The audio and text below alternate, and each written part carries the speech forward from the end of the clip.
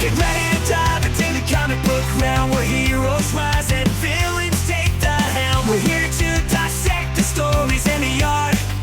Our source material, we tear the panels apart. Welcome to the Source Material Comics Podcast. We are celebrating once again the Super Blog Team Up, and this entry is going to be me, your host, Jesse Starcher, just doing a solo shot. The topic for this event, bring on the replacements. Yes, we are going to be discussing replacement superheroes in this event, and I can't wait to see what all of these Super Blog Team Up members are going to be submitting, blog-wise, podcast-wise, otherwise. But my entry took me a little bit to kind of nail down what I was going to do, and what I landed on was what I think could be considered the most polarizing replacement superhero of all time. So polarizing, in fact, that in the late 80s, the readers, you know where I'm going with this, you saw the title of the episode,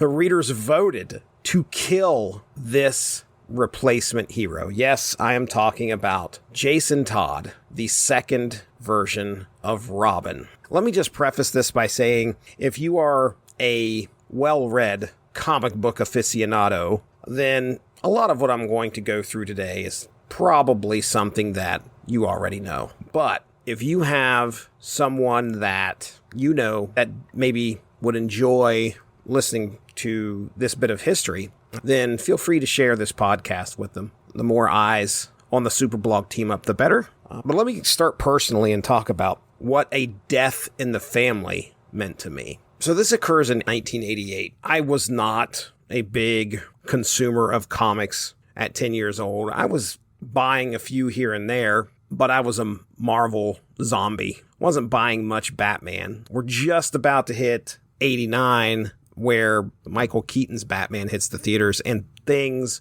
ramp up at that point for Batman. The knowledge base of who Batman is off the charts with the Tim Burton film. But in 88, I'm collecting Amazing Spider-Man, so I'm not fully aware of what's going on in the Batman titles. However, I want to say maybe 3 or 4 years later, we'll say 90, 91, 92, probably honestly between 90 and 91, went to a comic book store. One of these, the guy probably lived above the store and opened it up during the day. Not a well-organized shop in any way. And for the early 90s, comic book shops in Southeast Ohio, parts of West Virginia, are not too common. This was Books and Things in Parkersburg, West Virginia, which is no longer there. But I can remember it was a real treat to go to that store when I could. Number one, I had to talk my parents. My parents were separated, so Dad lived closer to Parkersburg, and sometimes if I could just talk him into letting me go to Books and Things over in Parkersburg, it was still a good 20-minute drive, and Dad never saw my dad pick up a comic book in his life, so it's kind of hard for me to convince this man to let me go to a place called Books and Things. I don't know if I've ever seen Dad read a book. Safe to say this wasn't his thing, but I got to go to Books and Things one time. Walking in there, I remember they carried stuff that I didn't see anywhere else. My exposure to comic books at that time, as I've said on here many times before, was Kroger, grocery stores, People's News, which was a magazine newspaper outlet. Those were the only times that I can remember seeing comic books. So they were the single issue format. Nobody ever carried graphic novels. Books and Things did. They carried complete stories, and I always thought that was the coolest thing ever. To buy a thick comic that had a complete story in it. The problem is it's just a little bit expensive. Could I convince Mom or Dad to give me the money? Hey, and I got my allowance. It was a 2 weeks allowance, maybe 3 weeks allowance to try and get one of these graphic novels. And I found A Death in the Family on the shelves, and the cover was pretty striking. You've all probably seen the cover. It's completely black, and Batman is on his knees cradling a dead Robin. Honestly, I wasn't reading the back of the books. I was looking at a cover and going, ooh, this looks interesting. As a kid, you're not making those informed choices. You don't have somebody, especially in the early 90s, I didn't have somebody to talk to tell me, okay, this is a comic that you want to get your hands on. Wizard Magazine wasn't a thing for me at that point. So I didn't know much about this storyline. So it had to have been the cover that grabbed me. And I bought it. I didn't realize kind of like the brutality that waited for me in this book. So all in all, that's how I ended up being aware of who Jason Todd was. And that Jason Todd wasn't the Robin that we were all so used to. And then things got real interesting when I learned about the voting and the poll, where people made a decision to determine if Robin, Jason Todd, was going to live or die. That's, in a nutshell, how I first became aware of Jason Todd, and probably the first replacement hero that I read about, knowingly. But we can't start there. We have to talk about Dick Grayson first. Dick Grayson was the first Robin. First appearance, Detective Comics number 38 in April of 1940, created by Bill Finger and Bob Kane. Has a bit of a tragic origin story, much like Batman's, where Grayson's family is killed. He was part of a circus trapeze act called the Flying Graysons, and his parents were killed in front of him in a horrific fashion, where they orchestrated their deaths by causing them to fall from the trapeze in front of Dick Grayson. Bruce Wayne ends up taking him in and adopts him, training him to become Robin. So why is it important for Batman to have a Robin? I think the main answer to that's pretty clear. Batman's a little unhinged. Robin grounds Batman.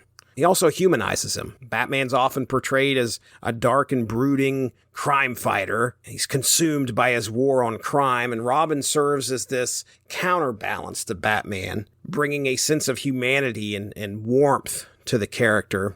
And their partnership showcases Batman's capacity for compassion and mentorship, making him more relatable. When you paired Robin with Batman, you got the dynamic duo. Their synergy, their teamwork, all was recognized by the readers. And also, Batman appreciated the fact that Dick Grayson had some fantastic skills as a crime fighter. Also, he was a good investigator, too. As both of them played off of each other, they also were able to fight crime that much better.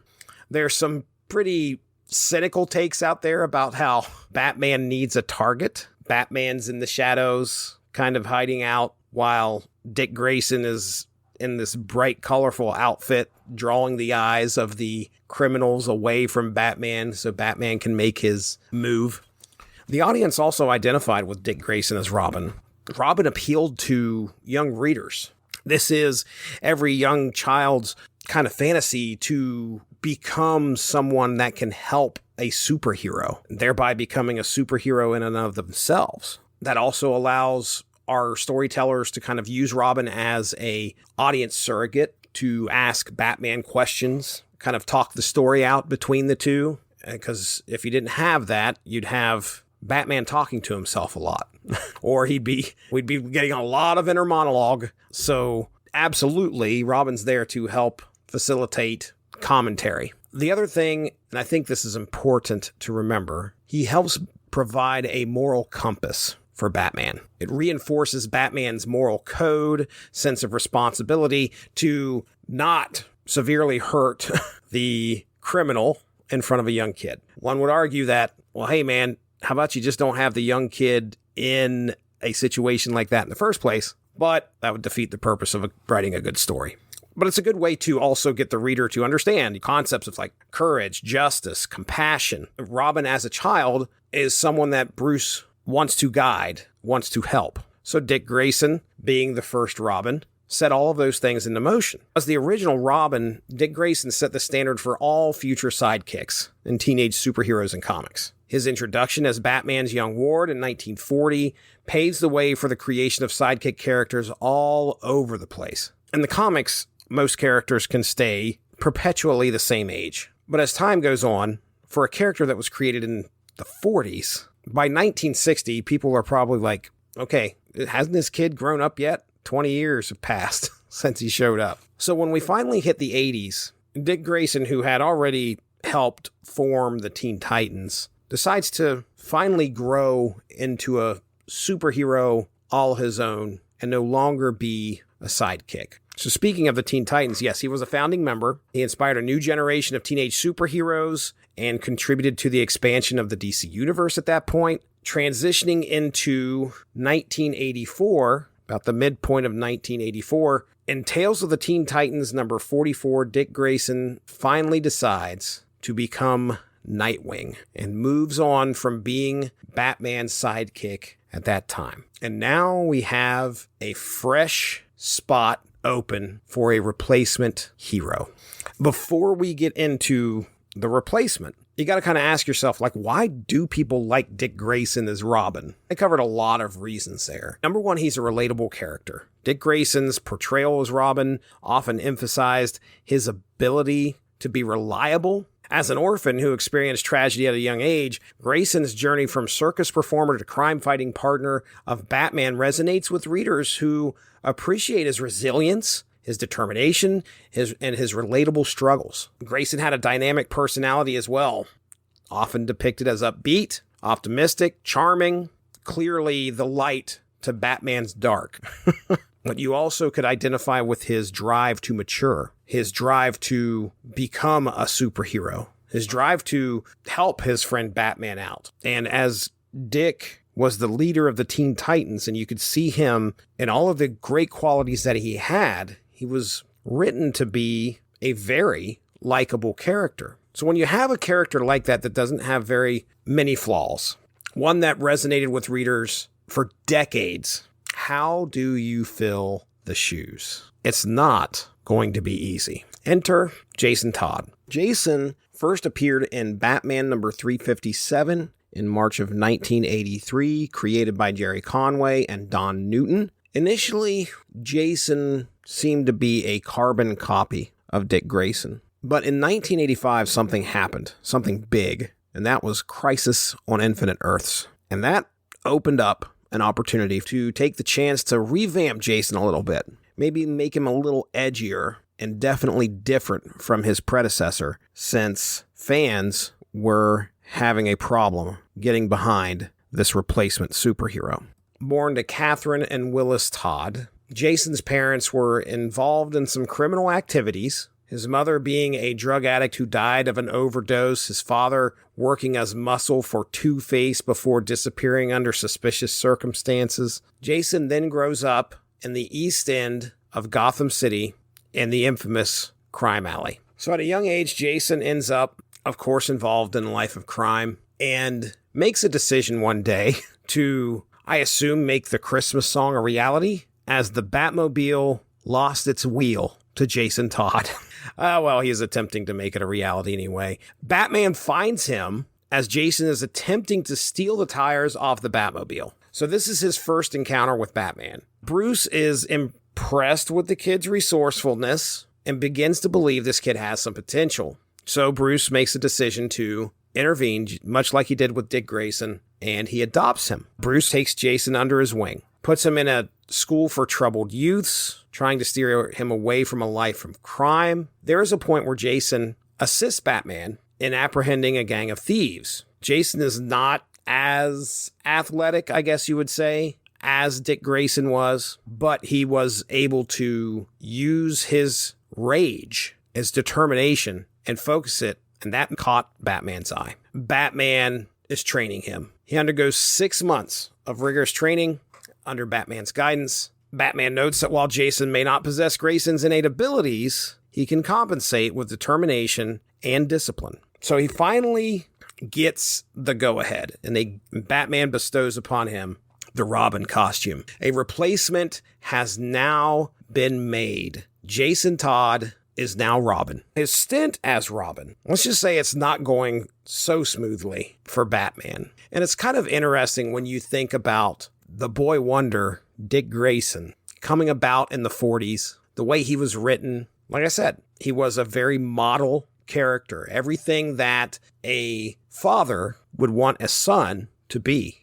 But what happens in the 80s, folks? Leave It to Beaver is not happening in the 80s. Jason Todd is rebellious and headstrong, reflecting the youth of the 1980s. He challenges authority, defies Batman. He's prone to using excessive force. Jason Todd is going to be a different Robin because of the time these comics are being written. So that leads to some controversial moments in Jason Todd's history. We only have from 1984 to 1988 for Jason Todd to be Robin.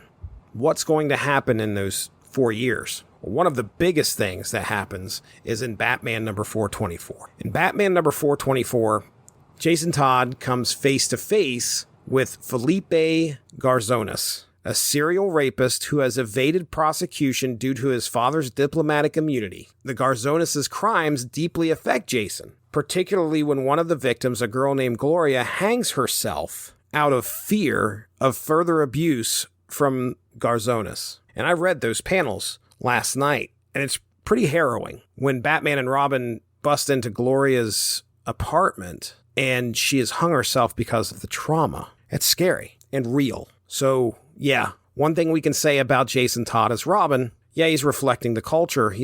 There's also some very real elements of what being a sidekick can expose you to. A superhero sidekick, man, that sounds great, huh? Kids were clamoring for that. They loved it. They loved the thought of that. But then as writers' sensibilities progressed in the 80s, what would it really be like? I think this is just an element of that. So filled with anger and a desire for justice, Jason takes matters into his own hands. When Garzonas is about to escape justice once again, Jason confronts him ahead of Batman's arrival, and the situation escalates. Garzonas is out on this balcony high above the streets outside of an apartment, and Robin shows up, and he's approaching him on the balcony, and you don't see anything except Batman trying to get there, and you see the screams as Felipe is falling, leaving Batman to see that the only person on the balcony is Jason Todd. And yes, Garzonas falls to his death.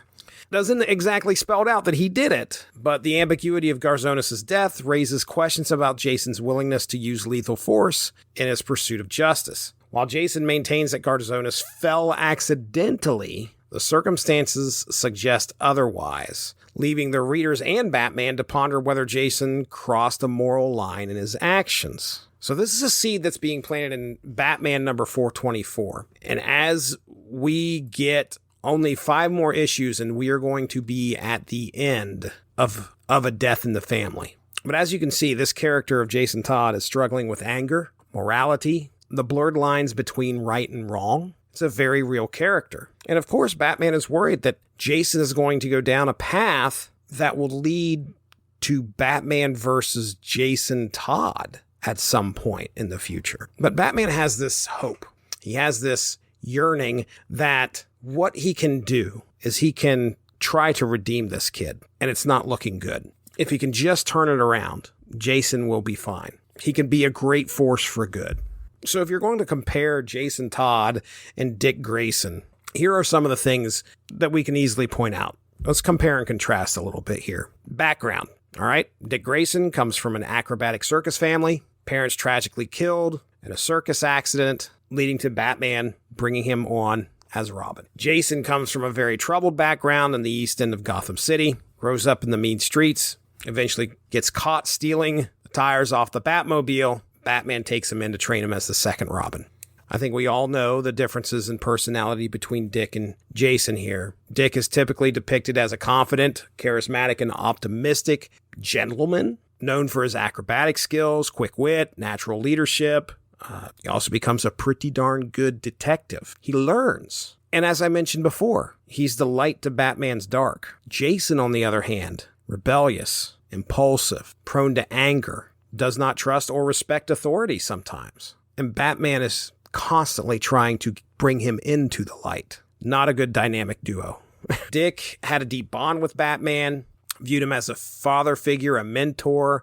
That came across the page. He respected him. Like I said, Robin was portrayed as the kid that every father wanted. The kid grows up to be a natural leader. That's Dick Grayson. Jason Todd, however, he was the kid that every dad had.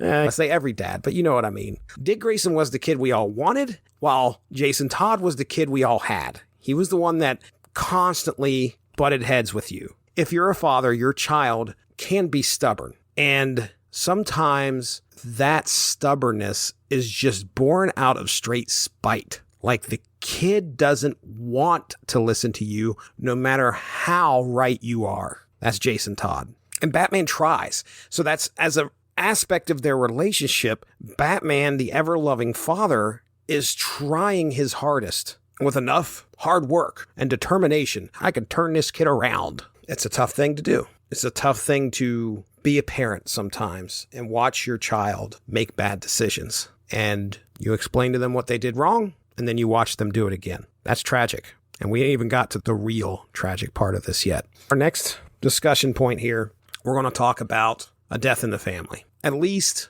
some of the main elements that happen. I've got to talk about the ad. And you probably know the ad I'm talking about. It is the ad you may have seen in DC comic books in 1988. You have Batman holding Jason Todd as Robin in his arms. Jason looks beat up. He's in costume, mouth agape, eyes are small slits to make it look as if he's dead. Up at the top it reads, "Robin will die because the Joker wants revenge, but you can prevent it with a telephone call." And there's two numbers. The first number being 1-900-720-2660. The Joker fails and Robin lives. The second is 1-900-720-2, and get this, 666. The Joker succeeds and Robin will not survive. So there it is, right there. It's in our hands. This ad is telling you it's in your hands. These numbers will only work in the USA and Canada between the following hours on September 15th and September 16th of 1988. But if you made a call during these hours, you were charged 50 cents for each call. When you made the call, it asked you to make an acknowledgement, and you were done. This may have been possibly the first time I'd ever heard of a 900 number. This is bold for a few reasons. Number one, this is very daring for a comic book company to take it upon themselves to say, one of our characters is going to live or die, and you are in control of that. And it's not just a character. Like, this isn't just Joe Schmo, the superhero. This is a representation of the sidekick. That's capital THE, sidekick, Robin. And this is a kid. Jason Todd is not an adult, but DC Comics is like, hey, here's this opportunity. Why did we get here? I want to cover an essay that Scott Peterson wrote at the beginning of this trade. If you've never heard of Scott Peterson, I should go ahead and tell you his accolades here in the front of this trade. I'll just read it here. It says he got his start in DC Comics, where he edited their flagship title Detective Comics, as well as Batman, Black and White, Green Arrow, and Nightwing. Scott also edited the Batman Adventures, the first comic in the influential adventure subgenre. He later went on to write a 4-year run on Batman Gotham Adventures. He helped create not one, but 2 new Batgirls, the first as the co-writer of DC's first ever monthly Batgirl series, and the second as the writer of Batgirl Beyond. So Scott Peterson, he gives us his introduction and talks about this death in the family storyline that we're getting into, where fans voted to determine whether Jason Todd lived or died. Talks a little bit about the history of Robin being replaced by Jason Todd after Dick Grayson became Nightwing. And readers disliked the new Robin, found him abrasive, unlikable compared to Dick Grayson. And I'll say that this is 1988. So the vote happens. Okay, it's September 15th, September 16th of 1988. And people cast their votes. This doesn't become just talk amongst your fellow friends at the comic book store. It becomes an international news story. And there's a couple ways that people were looking at it. This is either a way of giving fans a voice to just say, hey, we want to change. We don't like the way the direction this title is going. We don't like this character. We want a change. The other is cheap ploy. DC is just wanting to capitalize off of the shock value of allowing you to decide whether a child lives or dies. And yeah, Peterson praises this story for having a lasting impact. That Jason Todd is one of the first ever reality stars where fans of a franchise property had a say in the direction of that comic, had a say in the direction of that property. And he's right when you think about it. Look at the reality TV that overtook things in the mid to late 90s. Survivor, Big Brother, shows like that. Extremely popular, I think still going to today. I know Big Brother is. So Jason Todd's a trailblazer. So let's talk about the vote itself. Peterson has some thoughts. He says that A Death in the Family is one of the rare stories in comics that escapes the gravitational pull of comicdom and makes international headlines. I can only recall, honestly, a few news stories before the advent of the internet, or the popularity of the internet, I should say. And that's, of course, the death of Superman. He says maybe it was decided that they should have a vote. He's talking about the creative team here, or DC Comics itself. Let the fans decide the fate of the Boy Wonder. Have the comics play the roles of prosecution and defense. And let the readers be the judge, the jury, and maybe the executioner. He's praising that concept, that idea alone, to allow a reader to have influence. And if you're reading Batman comics at this point in time, are you going to condemn a kid to death because he's making bad choices? Well, if he died, he could always come back, right? 3 or 4 comic books later, Jason could just come back to life. He wasn't dead after all. Oh, it was a clone. It was Clayface. Certainly we have an out here. Well, the writers are going into this with permanence in mind. And we get to the point where the title of my entry to the Superblog Team Up becomes a part of this podcast. What did we do on those 2 days? September 15th and September 16th of 1988, we killed Jason Todd. So what happened? Why did we make this decision? The votes were tallied, and there was a difference of a marginal amount. Matter of fact, I'll go ahead and give you the specifics of the vote. There wasn't a limit on how many times you could vote. 5,271 votes were cast for the Joker to fail and Robin live. 5,343 voted to kill Jason Todd. So there's been elements already that I've kind of talked about as to what went into our decision, or those that decided to kill Jason Todd. There's some theories as to the motivations behind the people that cast votes to kill Jason Todd. Number one, there has been discussion that there may have been a bit of controversy, we'll say, in regards to the voting. Denny O'Neil even says, according to the wiki here, that hundreds of votes came in from one person. So as far as a vocal minority goes, there you go. Man, this whole event is just like this weird precursor for something that is kind of like present in everyday social media 35 years later. Thumbs up, thumbs down, ratio, canceled. I'm not having a commentary here as to whether those things are right or wrong, but I'm just saying that we have such agency now, or perceived agency. Now, back to the voting. Again, one person, this one vocal minority, swayed the vote in order to kill Jason Todd. But one guy who programmed his computer to dial the thumbs down number every 90 seconds for 8 hours. It's some pretty advanced computing in the late 80s, you ask me.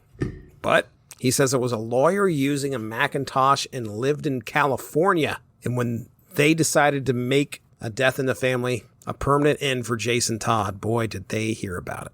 A blast of hate mail, according to O'Neil. Blast of hate mail. So why did Jason Todd get killed? Why was there even a vote? Why was this even a thing? Number one, character unpopularity. He was not popular among fans. Jason Todd was abrasive, as I said earlier. Comparing him to Dick Grayson, he paled in comparison, and there was a contentious relationship between him and Batman. Controversial characterization. Jason Todd's character was depicted as morally ambiguous, prone to violence. Some fans probably found that a little hard to identify with or sympathize for. That's a big thing. If you don't have sympathy for a character, well, you might just dial that 2666 number. Also, we only had 4 years with this character. Was there enough time to use Jason Todd as Robin to tell good stories? Probably not. Some people also had an emotional investment. They may have felt that, I don't like this kid. Hashtag not my Robin. They're passionate fans. And wow, could you imagine if we had the audacity, the companies had the bravery to allow big changes like this to be shot down by fans after 4 years? Possibly. No, what it is now is we preach vote with your wallet and hope that the company is making a decision to pay attention to those sales figures. And the second to last thing feeds into the very last thing that I'm going to say as to why we voted. Why did we kill Jason Todd? A desire for dramatic change. Sometimes when something isn't going good, a hard 90-degree turn is just enough to shake things up and get eyes back on the product. Writers, I'm sure, creators, companies understand that concept. Sales are dropping. Why is that? You start looking for things. You start listening to people. You start acknowledging complaints. And the fans clearly want a change. So that feeds into the last thing that I believe is why we killed Jason Todd.